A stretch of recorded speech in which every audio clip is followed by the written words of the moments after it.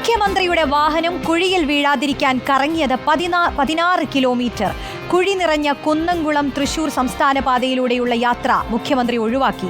കോഴിക്കോട് നിന്ന് കാർ മാർഗം വരികയായിരുന്ന മുഖ്യമന്ത്രി പിണറായി വിജയൻ വടക്കാഞ്ചേരി വഴിയാണ് തൃശൂരിലെത്തിയത്. അടുത്ത ദിവസം നമ്മുടെ ന്യൂയോർക്കിൽ ഉള്ള ഒരാൾ, നമ്മളൊരു സാധാരണക്കാരനാണ്, ഇവിടെ വന്നിരുന്നു. അപ്പോൾ ഇവിടെ വന്നപ്പോൾ എന്നെ കാണാൻ വേണ്ടി വന്നു. മകനുണ്ട്, മകൻ ഡിഗ്രി മെഡിക്കലിന് പഠിക്കുകയാണ്. പറയുകയാണ് അയാൾ അമ്മയുടെ വീട് തൃശ്ശൂരാണ്, അമ്മയുടെ സിസ്റ്ററുടെ വീട് പാലക്കാടാണ്. അപ്പോൾ തൃശ്ശൂർ പാലക്കാടേക്ക് പോയി. ഭയങ്കര ആശ്ചര്യമാണ് കുട്ടിക്ക്. കേരളം എന്തൊരു മാറ്റമാണ് മാറിയിട്ടുള്ളത്. ന്യൂയോർക്കിനേക്കാളും നല്ല റോഡാണല്ലോ ഇവിടെ കിടക്കുന്നത്. ബെസ്റ്റ്.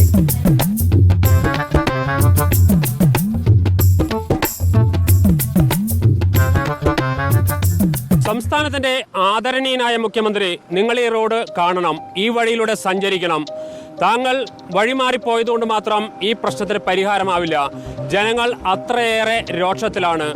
താങ്കൾക്ക് കോഴിക്കോട് നിന്ന് തൃശ്ശൂരിലെത്താൻ വടക്കാഞ്ചേരി വഴി യാത്ര ചെയ്യാം, പക്ഷേ ഈ സാധാരണ ജനങ്ങൾക്ക് അത്തരത്തിൽ മാറി യാത്ര ചെയ്യാൻ കഴിയില്ല.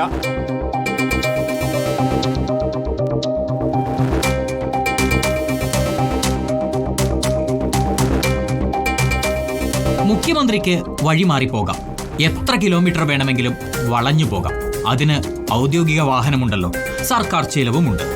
24 കിലോമീറ്റർ മാത്രം പോകേണ്ടിയിരുന്നിടത്ത് 40 കിലോമീറ്റർ കറങ്ങിപ്പോകാം. പക്ഷേ സാധാരണക്കാരെന്ത് ചെയ്യും? നാട്ടുകാർക്ക് റൂട്ട് മാറ്റാൻ ഒക്കില്ല.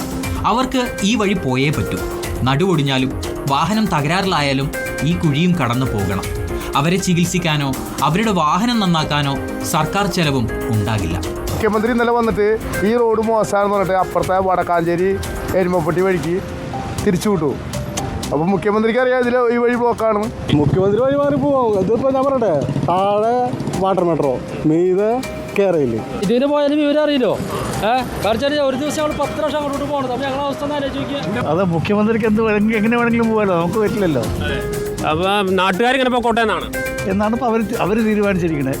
തൃശ്ശൂരിൽ നിന്ന് കുന്നംകുളത്തേക്കും കോഴിക്കോട് ഭാഗത്തേക്കുമെല്ലാം പോകാൻ യാത്രക്കാർക്ക് ഈ വഴി ആശ്രയിക്കണം. കേരളത്തിലെ ഏറ്റവും തിരക്കുള്ള തീർത്ഥാടന കേന്ദ്രമായ ഗുരുവായൂർ ക്ഷേത്രത്തിലേക്കും പോകേണ്ടത് ഈ വഴി തന്നെ. ഇന്നും ഇന്നലെയും ഉണ്ടായതല്ല ഈ കുഴികൾ. 6 മാസമായി തകർന്ന് തരിപ്പണമായി കിടക്കുകയാണ് മധ്യ കേരളത്തിൽ വലിയ തിരക്കുള്ള ഈ റോഡ്. ചൂണ്ടൽ മുതൽ പുഴയ്ക്കൽ വരെ ചെറുതും വലുതുമായ കുഴികളുടെ നീണ്ട നിരയാണ്. 3 കിലോമീറ്റർ റോഡ് തകർന്ന അവസ്ഥയിലാണ്. ഇനി ചെറിയ കുഴിയല്ലേ വാഹനം ഇറക്കി പോകാമെന്ന് വിചാരിച്ചാൽ അതും നടക്കില്ല. വീണാലേ കുഴിയുടെ ആഴമറിയും. എന്ത് പറയാനാ, കണ്ടില്ലേ, ഓടിക്കാൻ പറ്റില്ല. ഈ മുഖ്യമന്ത്രി ഇന്നലെ ഈ വഴിക്ക് മാറിപ്പോയി. കുന്നോളം വഴിക്ക് പോയതാള്. എന്താ അവസ്ഥ? 10-20 കിലോമീറ്റർ ചെയ്തിട്ട് ആ വഴിക്ക് പോയി. ഇനി സാധാരണക്കാർക്ക് ഇതിനെ പോകാനും പറ്റുന്നില്ല. അവസ്ഥ റോഡിലൊക്കെ എടുപ്പ് നോക്കിയാൽ ഈ വണ്ടിയിലൊക്കെ എങ്ങനെ യാത്ര ചെയ്യാൻ പറ്റുന്ന പറയണ. ഇത് ഒരു 6 മാസം മുകളിൽ വഴി മാറിപ്പോയാലും മുഖ്യമന്ത്രിക്ക് അഭിവാദ്യം അർപ്പിച്ച് അവിടെ ഒരു ബാനർ ഉയർന്നിട്ടുണ്ട്. കൂടെ പൊതുമരാമത്ത് മന്ത്രി മുഹമ്മദ് റിയാസിനുമുണ്ട് അഭിവാദ്യം. കുന്നംകുളം റോഡിൽ ജലപാത ഒരുക്കിയതിനാണ് പരിഹാസ ബാനർ.